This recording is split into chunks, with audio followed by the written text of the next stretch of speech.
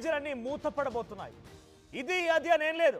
MBA, BEd, తర్వాత PG, BTech, MTech అన్ని స్కాలర్షిప్ల ద్వారా మీరు కనుక మీ కాలేజీలోకి ఎంట్రీ ఇస్తే డెఫినెట్గా మీ కాలేజీలన్నీ నిర్ణయం తీసుకున్న మాట ఏంటంటే 15వ తేదీ నుంచి స్కాలర్షిప్లన్నీ కూడా ఫీజు రియంబర్స్మెంట్, ముఖ్యంగా ఫీజు రియంబర్స్మెంట్స్ అన్నీ కూడా రాకపోవడం మూలంగా 1200 కోట్ల రూపాయల బకాయిలు ఉన్నాయట. సో 1200 కోట్ల రూపాయల బకాయిలని ఇవ్వకపోవడంతో ఈ నిర్ణయం తీసుకున్నట్టు తెలుస్తోంది. All engineering, pharma, MBA, BEd, PG and degree colleges in Telangana will shut down indefinitely from September 15th over non-payment of 1200 crores of fees reimbursement dues. 1200 కోట్ల రూపాయల బకాయిలట. సో ఇప్పుడు దీన్ని బట్టి చూస్తే అర్థమవుతోంది ప్రభుత్వాలకి విద్యాపరంగా ఎంత భద్రత, ఎంత బాధ్యత ఉందని దీన్ని బట్టి చూస్తే అర్థమవుతోంది. సో నిజంగానే I do want question. So నిజంగా విద్యార్థులకు సంబంధించినటువంటి అంశం కాబట్టి విద్యార్థుల స్టాండ్ తీసుకొని నేను క్వశ్చన్ చేయాలనుకుంటున్నాను గవర్నమెంట్ని. సో ప్రస్తుతానికి ఈ 1200 కోట్ల రూపాయల బకాయిల విషయంలో సెప్టెంబర్ 15వ తేదీ నుంచి ఈ కాలేజీలన్నీ కూడా షట్ డౌన్ కాబోతున్నాయట. ఈ నేపథ్యంలో వారు ఒక మీడియా సమావేశం కూడా ఏర్పాటు చేశారు. మీడియా సమావేశం ఏర్పాటు చేశారు. 1200 కోట్ల రూపాయల బకాయిలు ఉన్నాయని చెప్తూ ఉన్నారు. సో మనం రాష్ట్ర వ్యాప్తంగా అప్పుడప్పుడు పండుగలు చేసుకుంటూ ఉంటాం. ఎటువంటి పండుగలు అంటే ఉదాహరణకి తెలంగాణ రాష్ట్రం వచ్చి 10 ఏళ్ల పాటుగా వసంతాలో పండుగ, 9 ఏళ్ల పాటుగా పండుగలు, 10 ఏళ్ల పాటుగా పండుగలు, ఇవన్నీ పండుగలు చేసుకుంటే 1000 కోట్లకు మించిపోయాయి కదా. మొన్నటికి మొన్న తెలంగాణ రాష్ట్రం ప్రభుత్వం మారిన తర్వాత కూడా చాలా అట్టహాసంగా పండుగలు జరుపుకున్నారు, వేడుకలు చేసుకున్నాం.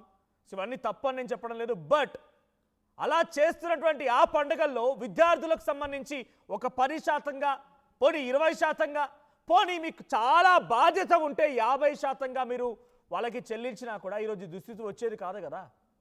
అన్నింటికీ ఒకటి ఉంటుంది. ఈరోజు ఈ పండుగ చేసుకోవాలి, పలానా ఆయన ఓ మంత్రి దగ్గరికి వెళ్ళాలంటే తప్పకుండా వెళ్ళాల్సిన ఒక షెడ్యూల్ ఉంటుంది. ఎందుకంటే మేము చదివే వయసు నుంచి మొదలుకుంటే, మాకంటే ముందు మా తరాల వాళ్ళు చదివిన వయసు నుంచి మొదలుకుంటే, వాళ్ళ తరాల కంటే ముందు తరాల వారు అంటే ఉదాహరణకి తండ్రి వయసు నుంచి ఈ రోజు వరకు మాలాంటి విద్యార్థులను చదువుకొని ఉద్యోగాలు చేసే పరిస్థితి నుంచి మళ్ళీ మా తర్వాత జనరేషన్ కూడా ఈ ఇబ్బంది ఎదుర్కొంటున్నాయంటే విద్యార్థుల పట్ల ఏ ప్రభుత్వాలు మారినా, ఎన్ని పార్టీలు వచ్చినా కూడా ఒక వాళ్ళకంటూ ఒక టైం లైన్ అనేది లేదు. ఒక పక్క ఎస్ విద్యార్థులందరూ కూడా చదువుకుంటున్నారు కాబట్టి వాళ్ళకి మనం రియంబర్స్మెంట్ ఇవ్వాల్సిందే. అప్పుడే కాలేజీ యాజమాన్యం విద్యార్థులకు అన్ని రకాలుగా సదుపాయాలు సమకూరుస్తాయి. కాలేజీ యాజమాన్యాల్లో కాలేజీలో పనిచేసే లెక్చరర్లు, ప్యూన్లు, ఆయాలు వాళ్ళందరికీ జీతాలు వస్తాయనే విషయాన్ని మర్చిపోయాం కాబోలు. ఎందుకంటే ఎన్ని మారినా, ఏం జరిగినా ఇది మాత్రం మారడలేదు, పద్ధతి మారలేదు. ప్రతి ఏడు మీరు గమనించండి. సో ప్రతి సంవత్సరం కూడా ఓ రోజు ఫీజు రియంబర్స్మెంట్ బకాయిలను విడుదల చేయాలని ఒక విద్యార్థి సంఘం బంద్ పిలుపునిస్తారు. వెంటనే ఫీజు రియంబర్స్మెంట్ బకాయిలను చెల్లించాలని చెప్పి పిల్లలంతా కూడా రోడ్డుకి ఎక్కుతారు. కాలేజీ యాజమాన్యాలు రోడ్డుకి ఎక్కుతాయి, కాలేజీ యాజమాన్యాలు మాట్లాడుకొస్తాయి. But first time ever in India భారతదేశ చరిత్రలోనే మొట్టమొదటిసారిగా ఒక రాష్ట్రంలో డైరెక్ట్గా కాలేజీలు మొత్తం షట్ డౌన్, తాళాలు వేసుకోబోతున్నాయి.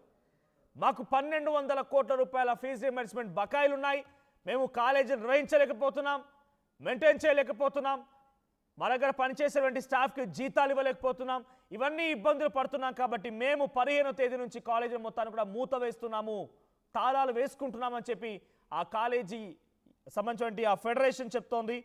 So MBA, BEd, PG and degree ప్రతి రియంబర్స్మెంట్ వచ్చేటువంటి ప్రతి కాలేజీ కూడా ఈ నిర్ణయం తీసుకుందట. రాష్ట్ర వ్యాప్తంగా సుమారుగా నాకు తెలిసి కొన్ని వేల కాలేజీలు ఉన్నాయి, కొన్ని లక్షల మంది విద్యార్థులు చదువుతున్నారు. వారందరికీ ఇది ఒక బిగ్గెస్ట్ షాకింగ్ న్యూస్ అని చెప్పాలి. సో వాళ్ళ డిమాండ్స్ ఏంటి ప్రధానంగా అంటే ఇప్పుడున్నటువంటి ఈ 1200 కోట్ల బకాయిలో కనీసం 60% అంటే సుమారుగా 700-800 కోట్ల రూపాయలు చెల్లించడంతో పాటుగా వెంటనే విడుదల చేయడంతో పాటుగా మాకు ఇన్ ఫ్యూచర్లో భవిష్యత్తులో కూడా ఈ ఫీజు రియంబర్స్మెంట్ సంబంధించి బకాయిలను ఎలా విడుదల చేస్తాం, ఏ టైంలైన్ ఉండబోతోంది, ఎప్పుడెప్పుడు ఎలా విడుదల అవుతాయనే విషయం పైన చాలా స్పష్టమైనటువంటి ఒక డిమాండ్ కూడా వాళ్ళు పెడుతూ ఉన్నారు.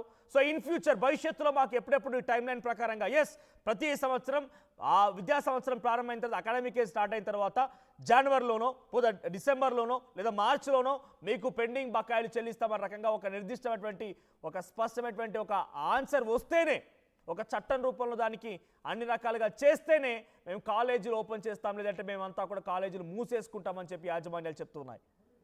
పండగల్లో మనం తక్కువ వేడుకలు తక్కువ వెనక్కి వెళ్ళాం. వేడుకల్లో చాలా అట్టహాసంగా వేడుకలు జరిగాయి.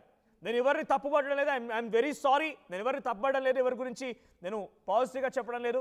బట్ విద్యార్థుల పక్షాన మాట్లాడుతున్నాను కాబట్టి మన దగ్గర మిస్ వరల్డ్ పోటీలు జరిగాయి. మన దగ్గర 9వ సంవత్సరానికి తెలంగాణ వేడుకలు జరిగాయి పోయిన ప్రభుత్వంలో.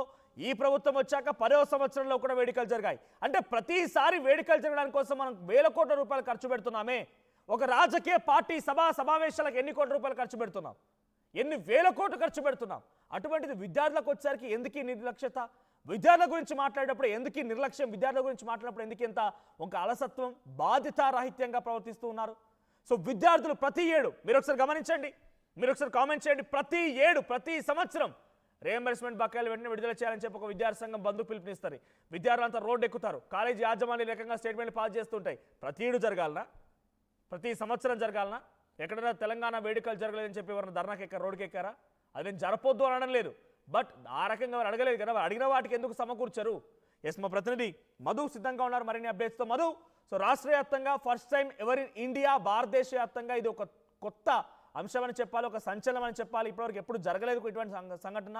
15వ తేదీ నుంచి కాలేజీలు మొత్తం మూసేసుకుంటున్నామని చెప్పి కాలేజీ యాజమాన్యాలకు సంబంధించిన ఒక ఫెడరేషన్ నిన్న సెక్రటరియట్ వేదికగా మీడియా సమావేశం ఏర్పాటు చేసింది. ఎలా చూడాలి? ఈ నెల 30వ తారీఖు లోపల బకాయిలు చెల్లించాలనేటువంటి డిమాండ్ చేస్తా ఉన్నారు. 15వ తారీఖు నుంచి వృత్తి విద్యకు సంబంధించినటువంటి కాలేజీలని బంద్కు పిలుపునిస్తే 16వ తారీఖు నుంచి డిగ్రీ, పీజీ కాలేజీలు కూడా ఈ ధర్నాలో ఈ బంద్లో పాల్గొననున్నట్టుగా తెలుస్తా ఉంది. మొత్తం 10,000 కోట్ల బకాయిలు ఉన్నాయి మనోజ్, రాష్ట్రం నుంచి రావాల్సినటువంటి ప్రైవేటు కాలేజీలకి. ప్రస్తుతం వీళ్ళ సమస్య ఏంటంటే జీతాలు ఇచ్చుకోలేనటువంటి సిచ్యువేషన్ కొనసాగుతుంది. ప్రైవేట్ కాలేజీలో బంద్ చేస్తే తప్ప ప్రభుత్వం దిగిరానటువంటి పరిస్థితి. ఎన్నోసార్లు విజ్ఞప్తి చేశారు, భేటయ్యారు, వాళ్ళు ప్రభుత్వానికి రిక్వెస్ట్ చేశారు. కొన్ని ఆలోచనలు వీళ్ళే స్వతహాగా కొన్ని డిజైన్ చేసి ప్రభుత్వానికి వివరించే ప్రయత్నం చేశారు. దాంట్లో 1,00,000 రూపాయలకు సంబంధించినటువంటి ఫండ్ ఏర్పాటు చేయాలి. దాంట్లో కార్పస్ ఫండ్ కానీ ఇంకా ఇతరత్రకు సంబంధించినటువంటి అన్ని ఫండ్స్ ని దాంట్లో ఇంక్లూడ్ చేస్తే ఫ్యూచర్ లో ప్రభుత్వానికి ఇబ్బంది లేకుండా దాని నుంచి వచ్చేటువంటి ఫిక్స్డ్ డిపాజిట్ చేస్తే మిత్తే సంవత్సరానికి 3,000 కోట్లు వస్తుంది దాంట్లో ఇంట్రెస్ట్. దాని ద్వారా ఫీజు రియంబర్స్మెంట్ కు ఎలాంటి ఇబ్బంది లేకుండా, డోకా లేకుండా సాఫీగా సాగేటువంటి ఒక ప్రయత్నం కోసం చెప్పే ఒక స్కీమ్ కూడా వీళ్ళే ఐడియా చేశారు. కానీ ప్రభుత్వం మాత్రం దాని మీద దృష్టి పెట్టలేదు. కార్పొరేట్ సంబంధించి సిఎస్ఆర్ కార్పస్ ఫండ్ కానీ తర్వాత ఇంకా ఇతరత్ర మార్గాల ద్వారా ఫండ్ రైజ్ చేసుకునే అవకాశం ఉంది ప్రభుత్వానికి. అంటే విద్య మీద దృష్టి పెడితే మరి దాని మీద ఫోకస్ చేయట్లేదు కాబట్టి వీళ్ళు బంద్కే పిలుపునిచ్చారు. మొత్తం దసరా జరుపుకోలేనటువంటి సిచ్యువేషన్ ఉంది, రేపు జీతాలు ఇవ్వలేనటువంటి సిచ్యువేషన్ ఉంది, మేము ఏం చేయలేము. ఒక 6 months నుంచి ఈ కాలేజీలో జీతాలు ఇవ్వట్లేదు సిబ్బందికి. సో ప్రైజర్ పెరుగుతా ఉంది వారికి కూడా. ప్రభుత్వం ముందు అనేక సార్లు ప్రతిపాదనలు, రిక్వెస్ట్లు, చర్చలు చేసినా పట్టించుకోవట్లేదు. ఇక కాలేజీలో బంద్ పెట్టడమే కరెక్ట్ అనేటువంటిది ఒక నిర్ణయానికి వచ్చారు. మొత్తం 15వ తారీఖు నుంచి నిరవధిక బంద్ పెడతా ఉన్నారు ప్రభుత్వం బకాయిలు చెల్లించేంత వరకు. అది కూడా ఈ నెల 30వ తారీఖు వరకు మరొక డెడ్ లైన్. అప్పటిలోగా ప్రభుత్వం బకాయిలు చెల్లించాలి. లేదు అంటే ఇంకా ఉద్యమం ఇంకా తీవ్రతరం చేస్తామంటున్నారు. ఇప్పుడు కేవలం బంద్ వరకే. ఒక 30వ తారీఖు సెప్టెంబర్ 30వ తారీఖు తర్వాత రోడ్లపైకి వస్తామనేటువంటి స్టేట్మెంట్ చేస్తా ఉన్నారు. తర్వాత నిరసన వ్యక్తం చేస్తామంటున్నారు. సో ఇది పెద్ద ఉద్యమంగా మారే అవకాశం ఉంది. ఇప్పటికే ప్రభుత్వానికి క్షేత్రస్థాయిలో ప్రభుత్వ పథకాల రూపంలో, తర్వాత యూరియా రూపంలో, ఇంకా కొంత